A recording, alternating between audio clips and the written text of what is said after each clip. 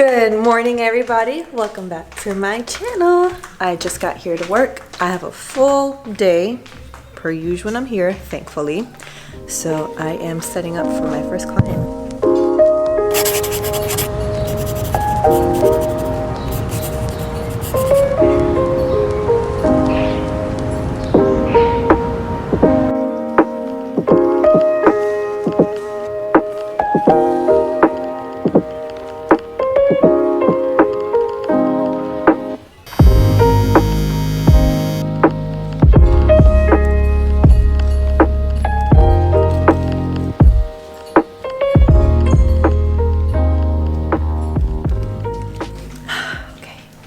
Quick break till my next one. My last one ended. It was supposed to be a microblading maintenance annual, which I can do. I technically do those appointments like pretty fast, but she ended up needing a color correction and switching to ombre, so that took a little longer. And I think my next one, she's a new client. She's coming in for combo, but it is a cover-up as well, so it might require another color correction, which I've been enjoying doing. It's a lot of fun, but yeah, it takes longer.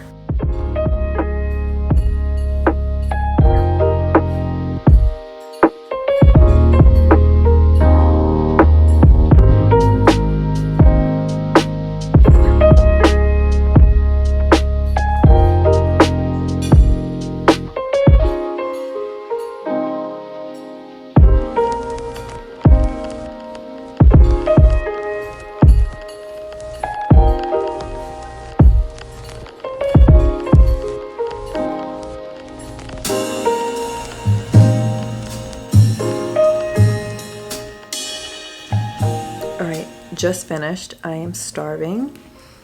My lunch for today features an empanada. Second empanada already. I couldn't wait. I was starving. I'm gonna say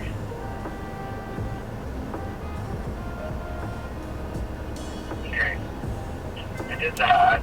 We're gonna change this to the limit of 1 million. Yep, that was another thing.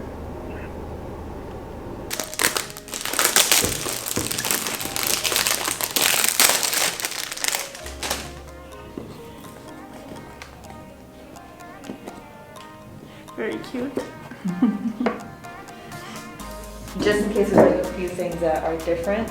I'm not sure what the requirements would be in Ohio versus Florida, but down here for your tattoo establishment license, the room that you're working in, the floor cannot have any carpet or rugs at all. The bed that you're working on cannot have any blankets, sheets, or pillows.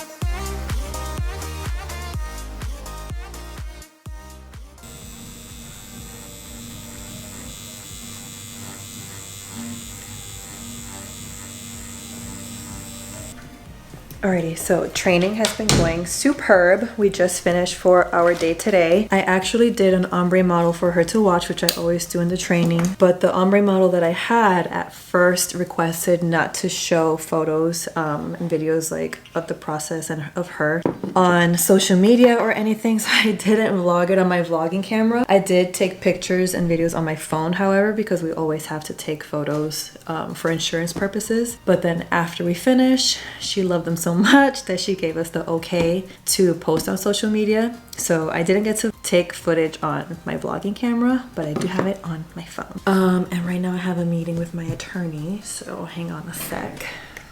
Okay, scratch that idea. My lawyer just texted me back saying that he just got another call from another client, so our meeting is a little delayed. So I'm gonna get out of my messy office and go have fun with the girls. Side note, we have a goal to become TikTok famous. All right, you guys, this is Ari. She works front desk here. Hello. She's also a college student in business, so part of her homework is, what do you have to do? I have to ask you, it's an informational interview, so just like about your business and all that, but there's a client. So bear with me. Hello. All right, so a client walked in, so we're back in the classroom, so we're not being obnoxious and disruptive with clients present. Okay, so my first question, I have more. Oh. We want a little baby mic. We love to see it. I want to connect it so I can like be loud. Alrighty, so when you first started taking permanent makeup clients, what was the biggest hurdle that you had to cross in terms of liability and safety, do you think? Interviewer, come on. Hello. There we go, I'm better now. Mini mic. So I think when I first got into this career, microblading was still very new in the state of Florida, so it was like really hard to find information as far as like what insurance I was supposed to get, where am I supposed to like find biomedical waste pickup companies for my business and all that stuff. So Google really just came in handy. And luckily at the time I did have a very good mentor. It was a woman that I learned how to do microblading from. So anytime I had a question, it was either me contacting my mentor or just Googling it. Okay, another one. Okay, so I did my research, and Brow Wizard is rated #1 on Yelp in Orlando when you look up brows. You guys have almost 49,000 followers on Instagram, and you're growing your following on TikTok. So was it purely luck, or did you have a marketing strategy going in? Not luck at all. And I always hoped that one day I would wake up and open my notifications and see that like something that I posted just went completely viral, and that day has yet to come. So all of my following has literally just been through hard work, and I also do spend a lot of money every month on marketing. So nothing I've ever posted has just gone like luckily viral, like hitting a jackpot or anything like that. And I've done a lot of free work for influencers or celebrities that have a lot of following on Instagram or any social media. And a lot of those times, although those influencers may have had millions of followers, it didn't mean that I would just suddenly blow up from their following coming to my page. I was actually disappointed several times because I would get, out of their millions of followers, I would maybe get like 10 followers from the post. Jesus. And that's when I learned to really study their platforms and making sure that their audience is my target audience, because a lot of times it wasn't. Say for instance, if it was like a girl that had a lot of followers because she was good looking and she posted like pictures in her bathing suit and everything, all of her audience is men, and my target audience, my ideal client, is a woman interested in beauty business. So there was no connection between our audiences, so I didn't grow anything from a lot of these collaborations. So then I learned how to pick who are the influencers that are even worthy of my time of doing a collaboration with, which were very few people, very specific type of influencer. So it's just been working hard for all of it, and never went viral. Okay. Well, I have more questions, but I didn't write them down, but they're in my head. Mm-hmm. So, when you like first started your business, what do you think was like the biggest challenge? Like, I know there's probably a ton of challenges, but what's like the one that stands out in your head the most from like that first maybe year or the year before you opened your first location? I know it's a hard question because there's like a lot of things. All of it was a first to me, all of it. Microblading was a first. Being a business owner was a first. Being a leader was a first. Mm-hmm. Marketing was a first. Accounting was a first. I would say maybe the accounting part, because before doing all this, like I wasn't so good at like keeping track of every penny that would come in and out of my pocket, because it would just be like my own stupid spendings on crap basically. Yeah. But when you're running a business, you really have to be on top of your expenses, your sales, and making sure that you're still profiting and all that stuff. So it's something that I still struggle with now, and luckily my husband helps me out a lot with the bookkeeping. But I would say like the accounting part was probably the toughest thing in the beginning, still is now.